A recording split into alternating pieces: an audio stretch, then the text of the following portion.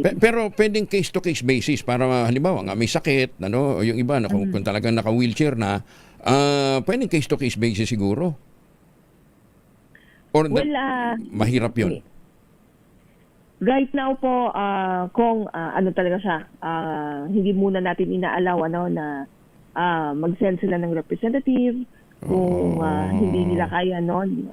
Kasi again, we need to verify nga kung yun po yung mga drivers talaga na dapat natin bigyan itong cash relief assistance.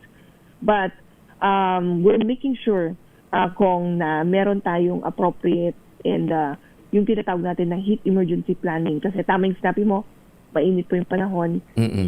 So our regional directors were reminded na dapat po tiyakin na maayos yung mga payout activities natin, properly insulated yung venue, dapat po meron din yung sapat na mainom na tubig para doon sa ating mga vulnerable sectors lalo na.